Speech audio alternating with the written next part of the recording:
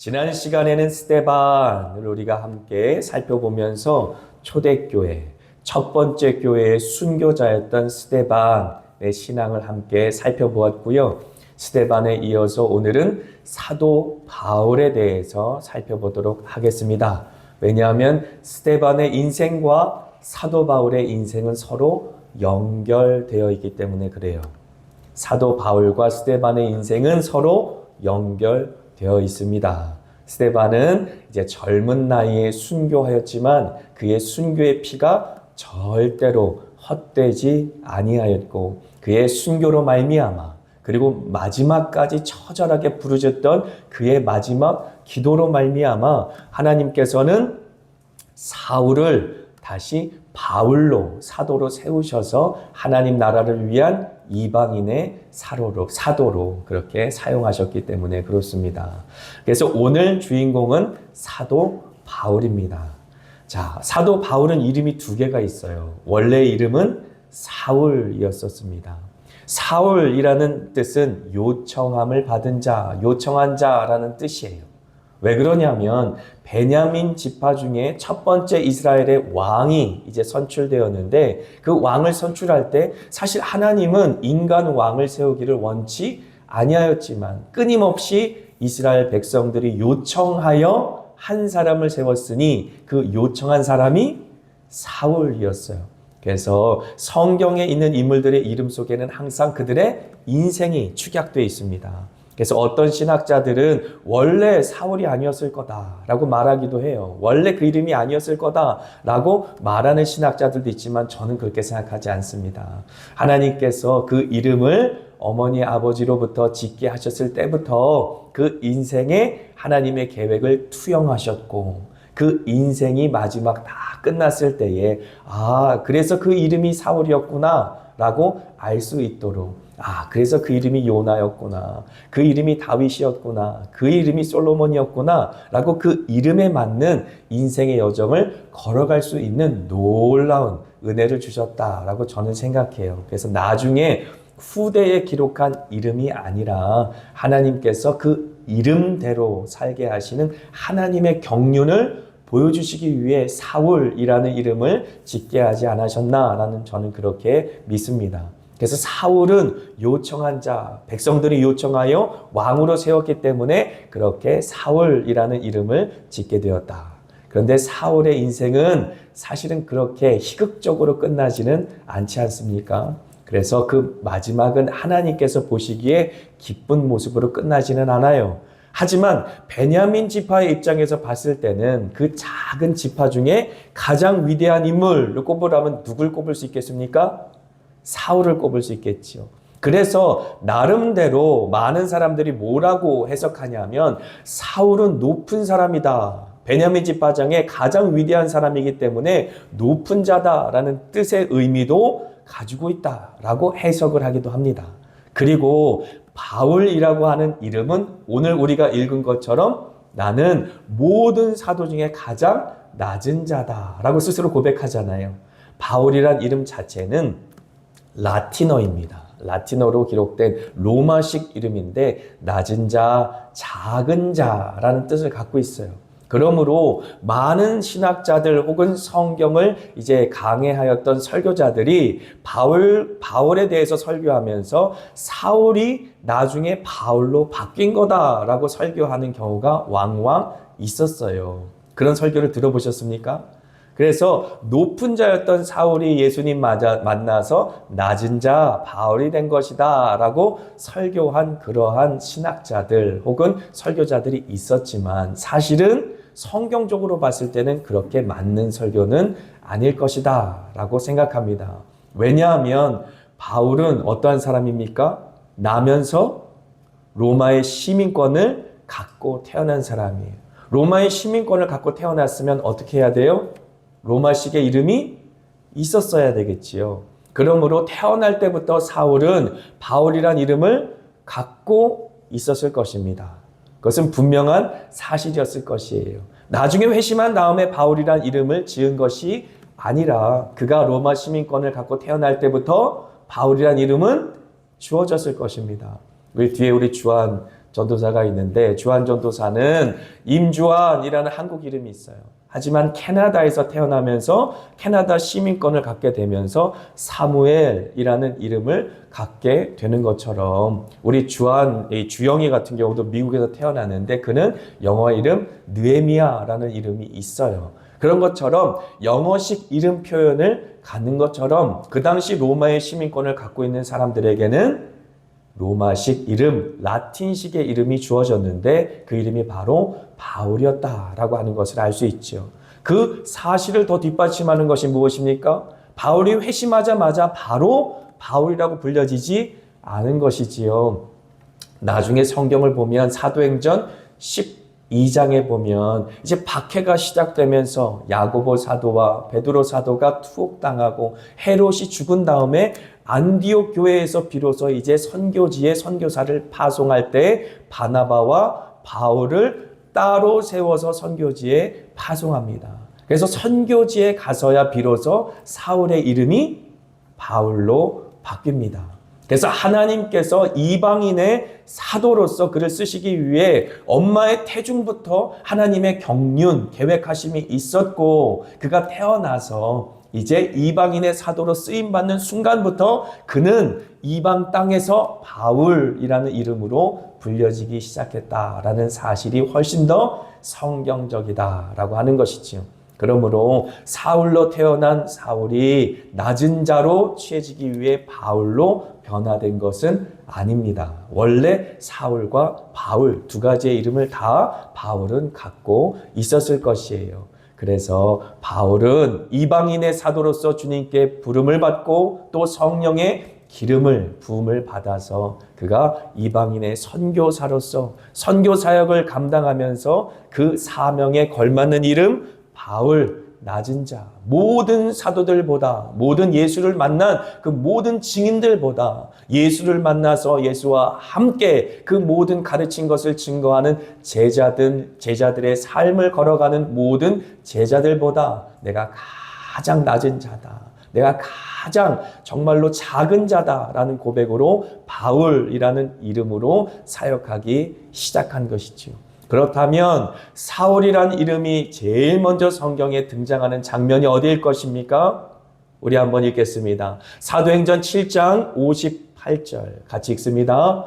성 밖으로 내치고 돌로 칠세 증인들이 옷을 벗어 사울이라는 청년의 발 앞에 두니라. 아멘.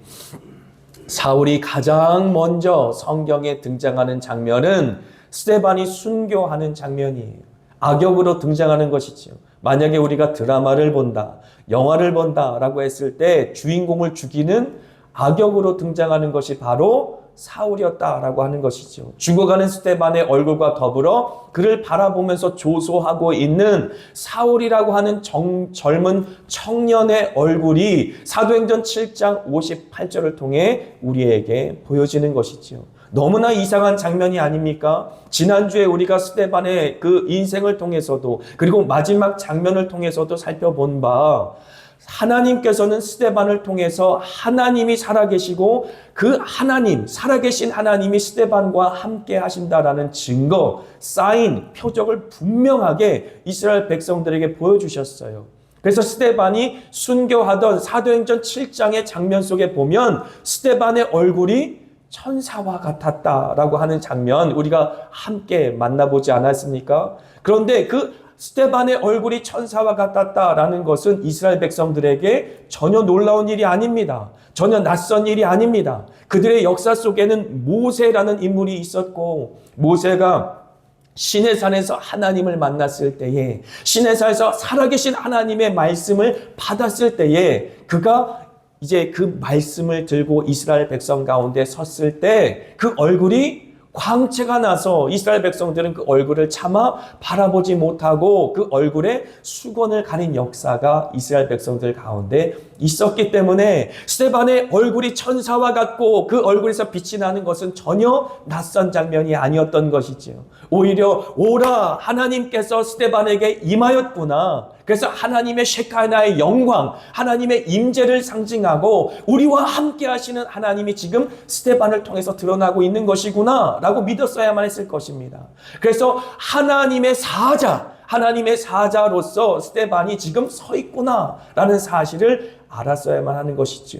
성경책에서는 끊임없이 천사라고 구약 성경에 기록되어 있는 그 모든 증거로 말미암아 하나님의 메신저, 천사를 보내셔서 하나님께서는 말씀을 증거하셨을 뿐만 아니라 하나님의 말씀을 받은 사람들도 천사처럼 그 얼굴이 변화되어서 하나님의 사자로 사용된 역사는 이스라엘 백성들의 구약 성경 가운데 면면이 기록되어 있었기 때문에 스데반을 바라보았을 때 그렇구나, 나의 형제 스데반, 그 가운데 하나님께서 임재하셔서 지금 하나님의 사자로 그를 사용하고 계시는구나 라는 분명한 표적이 드러났기 때문에 믿었어야만 했다라고 하는 것이죠. 그런데 이스라엘 백성들은 그렇지 않은 것이지요.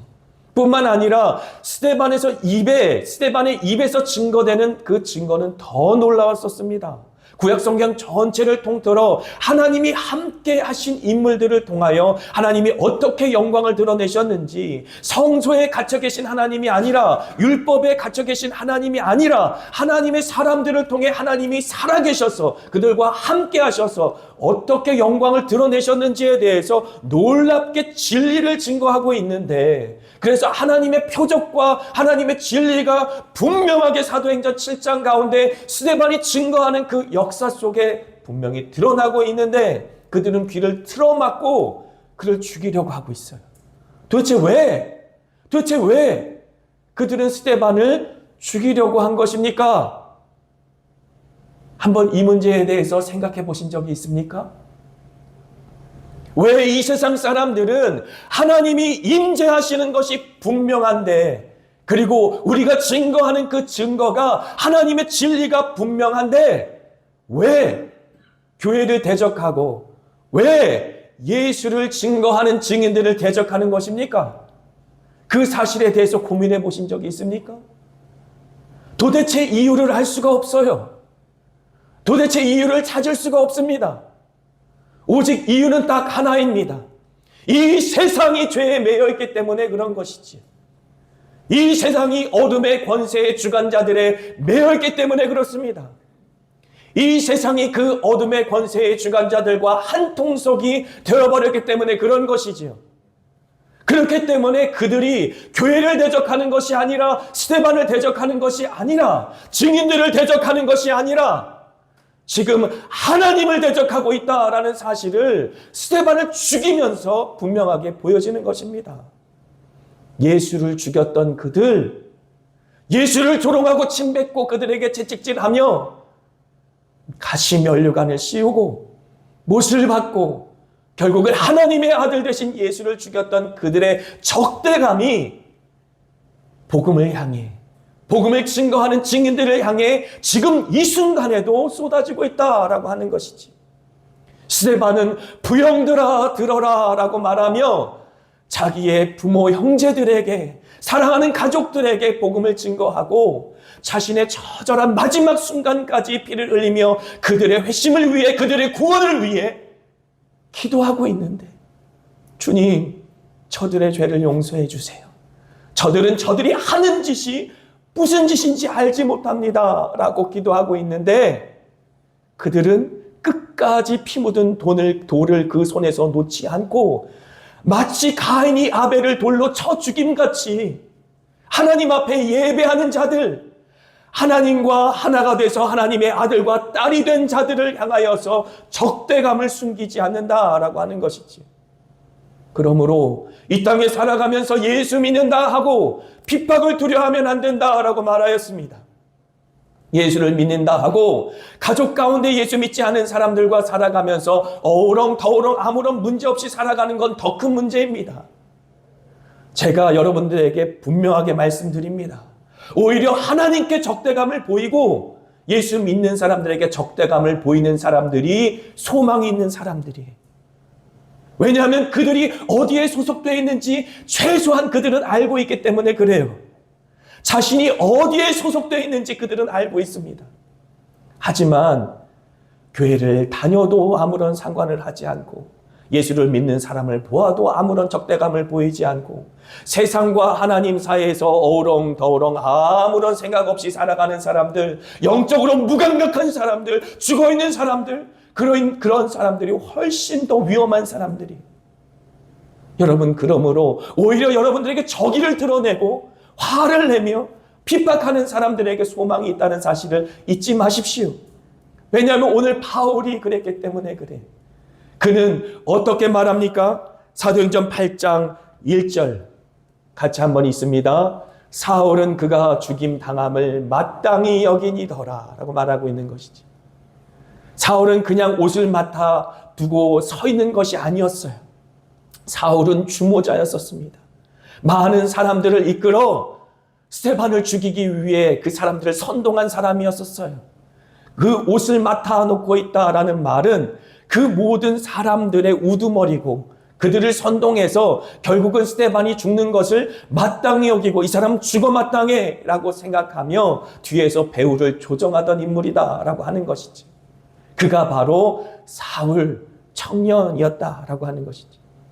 스데반은 천사와도 같은 얼굴을 하고 있고 열려진 하늘문을 바라보면서 그를 바라보고 계신 예수님과 눈 맞추고 있고 그리하여서 하나님을 바라보며 그 영혼들을 품고 기도하고 있는데 사울이란 청년은 그 스데반의 얼굴을 바라보면서 조소하고 있고 너는 죽어 마땅해 라고 이를 갈고 있다라고 하는 것은 얼마나 놀랍고도 이상한 장면입니까?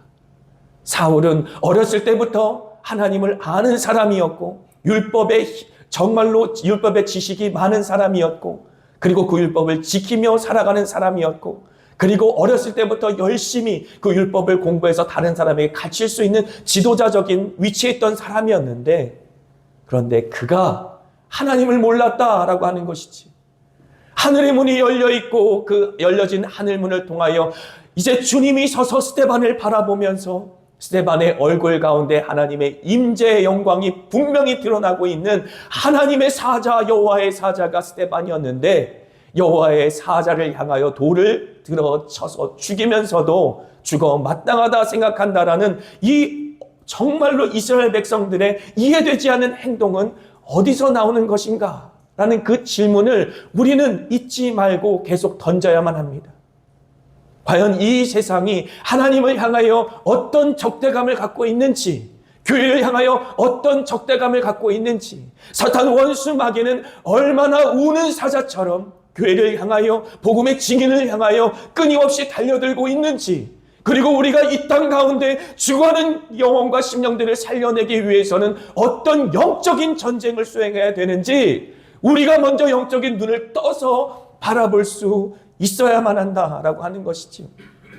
사랑하는 한마음교회 성도 여러분, 이 시간도 열려진 천국문을 바라볼 수 있는 눈이 떠져야만 합니다.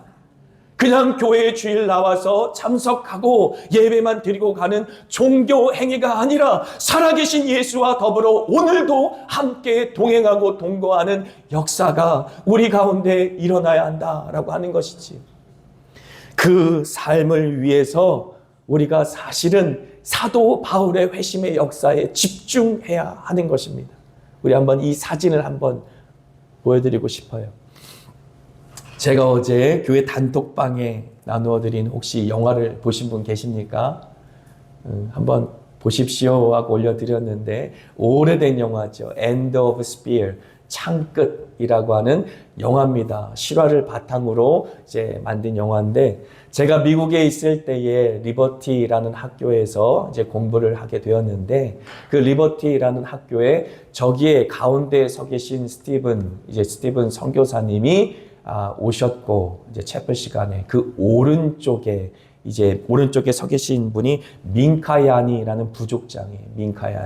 저 민카야니라는 부족장이 스티브 선교사님의 아버지를 창으로 찔러 죽인 장본인이에요. 그래서 그 이야기의 내용이 창끝이라는 영화 속에 담겨져 있습니다. 이 부족의 이름은 와다니라고 하는 부족인데 1950년대 이야기니까 사실 오래된 이야기지요. 그때 이제 성령에 충만하고 주님이 주신 구원의 열정에 가득한 5명의 선교사들이 에콰도르라고 하는 지역의 와다니 부족, 살인 부족을 찾아가 복음을 증거하다가 5명 모두 순교하였습니다. 창에 찔려서 죽죠. 그래서 이 얼마나 낭비인가 타임즈지에 대문짝만하게 실렸었어요. 이 얼마나 낭비인가, 이 얼마나 허비인가. 정말로 이 귀한 청년들 5명이 그 에콰도르 땅에 가서 복음을 증거하다가 죽었으니 세상 사람들이 볼 때는 굉장한 허비처럼 보일 수밖에 없었을 것이에요. 그런데 이 5명의 이 선교사들이 죽은 이후에 그 사모님들이, 부인 선교사님들이 자기 자녀들을 데리고 그 부족 가운데 들어갑니다. 왜 그렇겠습니까? 만일 그대로 두었다면 이 부족은 살아남지 못했을 거예요. 미국 시민을 죽였으니 분명히 미국이 어떻게 해서든 이제 보복을 하고 싶어 했지 않겠습니까? 안 그래도 이제 이유만, 이게 살인 부족이었기 때문에 이유만 이제 찾기를 바랬을 텐데 자기 국민을 죽였으니 분명히 부족을 다 이제 소탕하는 그런 작전을 펼칠 수도 있었을 것이에요. 이 와다니 부족은 어렸을 때부터 어떤 믿음이 있냐면 많은 사람을 죽이면 죽일수록 자기는 용맹해지고 강해져서 자신들이 믿는 이제 보아라고 하는 하나님, 보아라고 하는 신에게 달려 올라갈 수 있다. 힘이 생겨서 올라갈 수 있다라고 생각한 것이지. 모든 이 땅의 종교들은 그렇지 않습니까? 자신들의 열심을 통해, 어떤 종교적인 열심을 통해 이 신이 원하는 것까지 충족시키면 그 신이 만족하여 자신을 받아준다라고 생각할 텐데 이 와다니족도 보아라는 신을 믿었는데 많은 사람을 죽이면 죽일수록 용맹하여져서 자기가 힘이 세져서 강하여져서 자기가 죽었을 때에 보아라는 신에게 뛰어 올라갈 수 있다라고 믿었던 것이지요. 그런데 이분들이 오셔서 이제 리버티에 있는 학생들 예배에서 간증하시는 그 간증이 너무 놀라웠습니다. 저 민카야니라는 부적장이 분명하게 얘기하지요. 나는 보아를 보았습니다. 자기가 5명의 선교사들을 창으로 찔러 죽였을 때에 하늘문이 열리고 하늘문에서 빛이 임하면서 아직 스티븐 선교사가 이제 아버지가 비행기를 운전하는 네이트 선교사예요. 리버티라는 곳에 비행기를 선교사들이 경비행기 운전하는 것을 가르쳐주는 그런 학과가 있거든요.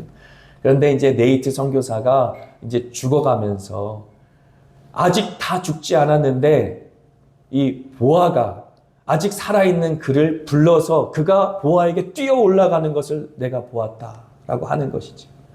그리고 그 하나님의 놀라운 역사 속에 그때 5명의 선교사들을 죽였던 사람들이 나중에 여자 선교사님들이 그 지역에 방문했을 때 물론 여자를 죽이지 않는 전통도 있었지만 하나님의 그 놀라운 기적으로 인해 그들에게 손을 대지 못합니다.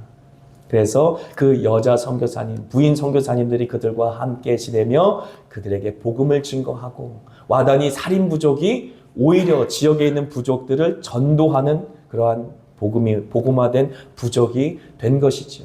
나중에 저 스티브 선교사는 그 부족에서 회심하여서 자기의 5명의 선교사들을 죽였던 이 부족들 중에 나타난 목사에 의해서 침례를 받아요. 그리고 그곳에 선교사로 가게 되는 놀라운 은혜의 역사가 있게 되는 것이지요. 바울처럼 지금 이 순간에도 하나님께서는 살아 계셔서 역사하십니다. 이 땅 가운데 마치 출애굽기의 역사처럼 죽음의 사자가 이제 죽음을 앞둔 사람들에게 찾아왔을 때에 예수의 보혈이 뿌려진 사람들은 그 죽음의 사자가 넘어간다라고 하는 것이죠. 무슨 말입니까?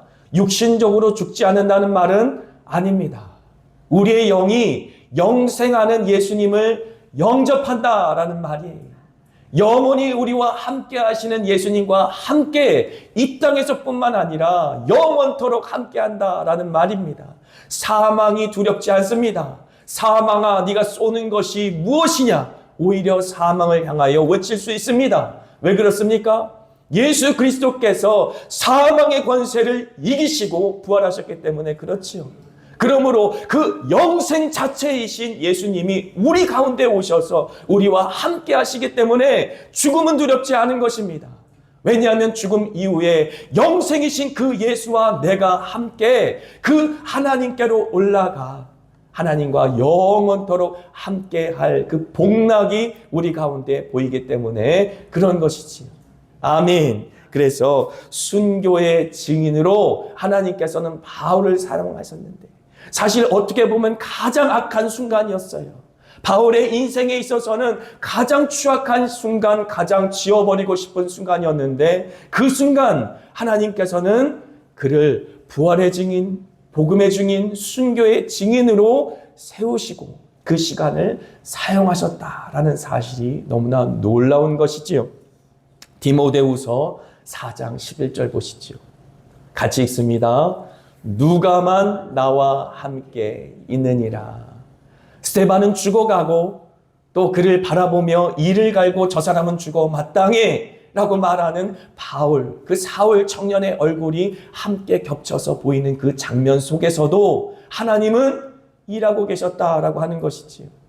하나님께서 도대체 무엇을 하셨습니까? 스데반이 그렇게 힘없게 돌맞아 죽어갈 때 하나님은 무엇을 하셨습니까? 라고 그렇게 어떻게 보면 우리는 푸념할 수도 있을 것이에요.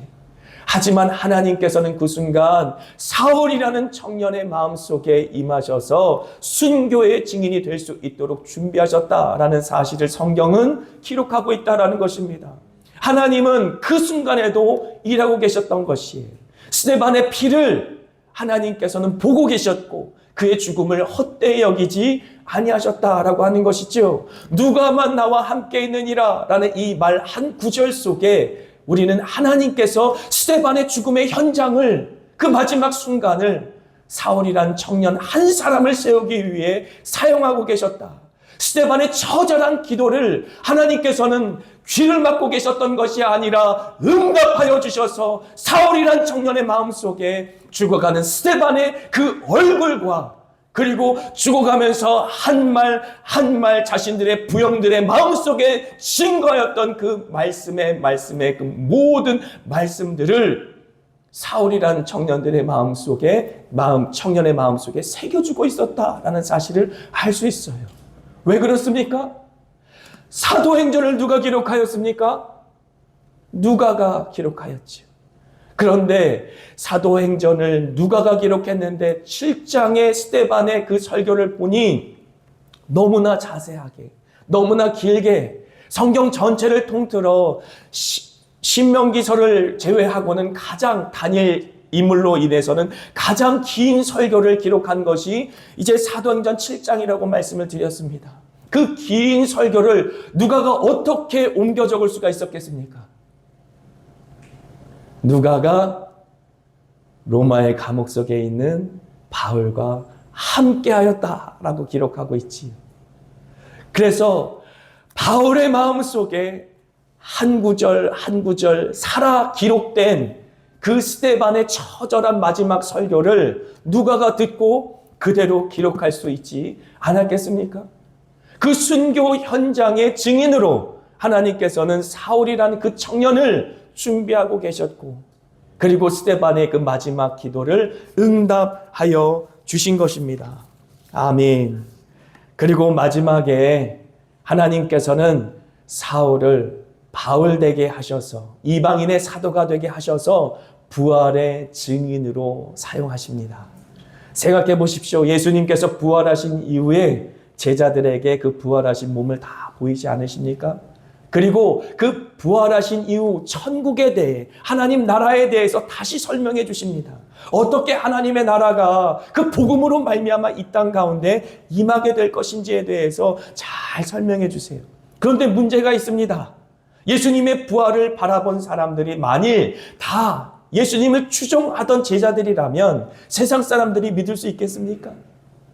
그런데 이 바울이라고 하는 청년은 예수님을 핍박하던 자였었습니다. 비방하는 자였었습니다. 오히려 교회를 핍박하여서 끝까지 교회를 잔멸하려고 그렇게 눈에 불을 켜고 그렇게 교회를 핍박하던 사람이었었습니다.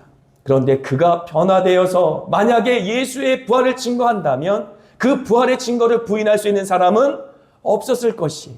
그래서 보시지요. 사도행전 8장 3절 같이 한번 읽겠습니다. 사울이 교회를 잔멸할세 각 집에 들어가 남녀를 끌어다가 옥에 넘기느라.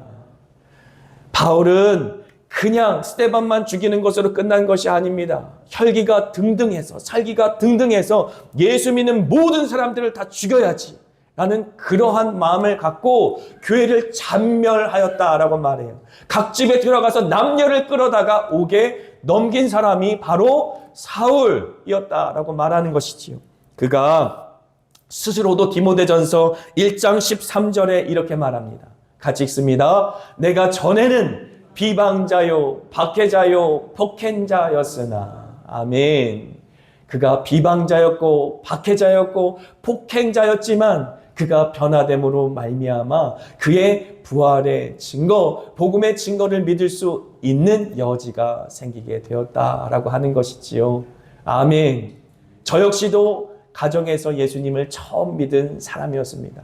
하지만 하나님을 전혀 알지 못하던 사람이 하나님을 믿게 되어졌을 때 나타난 역사는 놀랍습니다. 그래서 저와 여러분 역시도 만일 가족권에 대한 사명을 받으셨거든 가장 먼저 우리 자신을 돌아봐야 돼요. 정말 우리가 예수의 사람으로 온전히 헌신되었는가? 내가 예수의 사람으로 변모되었는가? 그래서 스데반처럼 나의 얼굴을 통해 여호와의 사자구나, 정말 하나님의 임재를 느낄 수 있도록 그의 영광이 드러나도록 나의 변화된 삶을 통해 예수 믿지 않는 사람들이 너를 보니 하나님이 살아계시는구나 라고 느낄 수 있는 그러한 회심의 역사가 나에게 있었는가 라고 내 자신을 먼저 돌아봐야 하는 것이지. 스데반이 했던 것처럼 그냥 입으로만 진리를 증거하는 것이 아니라 입으로도 물론 증거해야 될 진리이지만 나의 삶 속에 임하신 진리, 나의 삶 속에 영원히 함께 하시겠다고 약속하시고 임하신 진리, 그 영생이신 예수 그리스도가 나를 통해, 내 얼굴을 통해, 내 삶을 통해 향기롭게 빛나게 외적으로 드러나야 하는 것이죠. 계시되어야 되는 것입니다. 주님께서 나를 마치 67번째 하나님의 기록된 메시지처럼 나의 인생을 통해 하나님의 살아계심을 드러낼 때에 그때 비로소 우리를 통해 전도가 되어지는 것입니다. 예수를 알지 못하고 끝없는 알지 못하는 이유가 없는 하나님을 향한 그 적대감이 사그라들고 하나님이 정말 살아계신가? 라는 그러한 물음표를 가지고 주님께로 나올 수 있는 그러한 여지가 생긴다라고 하는 것이지. 그렇게 쓰임받는 저와 여러분이 되시기를 축복합니다. 아멘. 그래서 우리 고린도전서 15장 한번 펴보시죠. 성경책 갖고 계시면 고린도전서 15장을 한번 펴보세요. 15장 15절부터 한번 같이 한번 읽어보겠습니다. 그렇게 부활의 증인이 된 사도 바울의 고백이 얼마나 놀라운지 한번 같이 읽겠습니다. 고린도전서 15장 15절부터 19절까지 같이 읽습니다. 또 우리가 하나님의 거짓 증인으로 발견되리니 우리가 하나님이 그리스도를 다시 살렸다고 증언하였습니다. 만일 죽은 자가 다시 살아나는 일이 없으면 하나님이 그리스도를 다시 살리지 아니하셨으리라. 만일 죽은 자가 다시 살아나는 일이 없으면 그리스도도 다시 살아나신 일이 없었을 터이요. 그리스도께서 다시 살아나신 일이 없으면 너희 믿음도 헛되고 너희가 여전히 죄 가운데 있을 것이요. 또한 그리스도 안에서 잠자는 자도 망하였으리니 만일 그리스도 안에서 우리가 바라는 것이 다만 이 세상의 삶뿐이면 모든 사람 가운데 우리가 더욱 불쌍한 자이리라. 아멘. 그리고 그 옆에 보시면 고린도전서 15장 51절부터 54절까지 같이 한번 읽습니다. 보라, 내가 너희에게 비밀을 말하노니 우리가 다 잠잘 것이 아니요 마지막 나팔에 순식간에 호련히 다 변화되리니 나팔 소리가 나매 죽은 자들이 썩지 아니할 것으로 다시 살아나고 우리도 변화되리라. 이 썩을 것이 반드시 썩지 아니할 것을 입겠고 이 죽을 것이 죽지 아니함을 입으리로다. 이 썩을 것이 썩지 아니함을 입고 이 죽을 것이 죽지 아니함을 입을 때에는 사망을 삼키고 이기리라고 기록된 말씀이 이루어지리라. 사망아 너의 승리가 어디 있느냐? 사망아 내가 쏘는 것이 어디 있느냐? 사망이 쏘는 것은 죄요 죄의 권능은 율법이라. 아멘 아멘. 맨 나중에 멸망받을 것은 사망이라 라고 말하였는데 사망이 두렵게 되지 않는 것입니다. 우리 사망과 죄를 다 이기시고 부활하신 예수 그리스도로 인하여 그 영생이신 주님께서 우리 가운데 임하심으로 말미암아 영원한 생명을 이 땅에서도 누리고 있기 때문에 육신의 죽음, 그 장막을 벗어버리는 것이 전혀 두렵지 않게 되는 것이지요.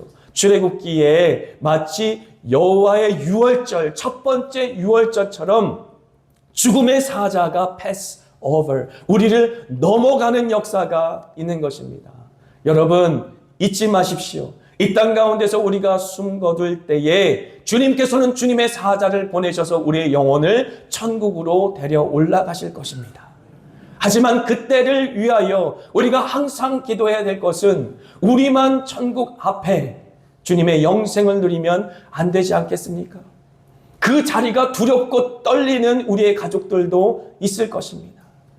죽음의 사자가 와서 하나님의 보좌 앞에 이끌려 갈 때에 하나님의 영생의 기쁨을 누리는 자들도 있겠지만 영벌의 두려움 가운데 울며 신음하는 자들도 있을 것입니다. 그런데 그러한 자들이 만일 우리의 가족이라면, 우리의 혈육이라면, 아직 이 땅에 살아가면서 영생의 기쁨을 누리지 못하는 가족들이 있다면 어찌 우리가 이 땅에 살아가면서도 화평하게 평안하게 살아갈 수가 있겠습니까? 울며 불며 주님 앞에 메어 달려 주님께 간구하며 때를 얻든지 못 얻든지 복음을 증거하는 그러한 전도자의 삶을 살아가야 되지 않겠습니까? 여러분들이 어떻게 제 말씀을 받을지 모르겠어요. 저는 주님께서 저를 사역자로 부르신 이후에 하나님께서 저를 통해 천국으로 인도해 가시는 많은 성도들을 만나게 하셨습니다. 말기암 환자도 있었고 여러 가지 지병이 있었던 분들이 있었어요. 하지만 그들이 하나님께로 올라갈 때 얼마나 거룩하고 얼마나 영광스러운지, 그들과 함께 임종 예배를 드릴 때에 하늘의 문이 열리고 너무나 귀한 그들의 영혼을 주님께서 주님의 사자를 통해 들려 올라가게 하시는 그런 놀라운 체험을 여러 번 했습니다. 사랑하는 성도 여러분, 하나님은 살아계십니다. 종교가 아니에요. 그 살아계신 하나님이 지금도 저와 여러분과 함께 하시기 위해서 이 땅 가운데 인간의 몸을 입고 오셨다는 사실 너무나 놀랍지 않습니까? 멀리 계신 하나님이 아니라 내가 너와 함께하기 위해 이 땅 가운데 왔다라는 사실을 보여주기 위해 우리와 똑같은 인간의 몸을 입고 오셨다는 사실은 너무나 놀라운 복음입니다. 뿐만 아니라 십자가를 지시고 우리의 모든 죄를 씻기 위하여 물과 피를 다 쏟으시고 믿는 자마다 멸망하지 않고 영원한 생명을 얻게 하시는 선물을 주셨을 뿐만 아니라 그 믿는 모든 자들에게 하나님 자신을 선물해 주셨어요. 그의 영, 예수의 영인 성령을 우리에게 보내주셔서 하나님의 성전 삼으시고 미천한 우리의 육신 가운데 그 영광스러운 하나님의 영을 부으사 우리가 영원토록 하나님과 동행할 수 있는 축복을 주신 것입니다. 기독교는 종교가 아닙니다, 여러분. 기독교는 살아계신 하나님과 동행하는 은혜의 역사예요. 살아계신 하나님과 손잡고 매일 동행하는 진리의 도, 생명의 도, 천국으로 가는 여정 자체가 기독교의 핵심된 복음입니다. 예수를 만나십시오. 부인하지 마십시오. 거절하지 마십시오. 그분을 오늘도 그 마음속에 영접하시고 예수와 더불어 동행하시고 동거하시는 저와 여러분 되시기를 축복합니다. 아멘.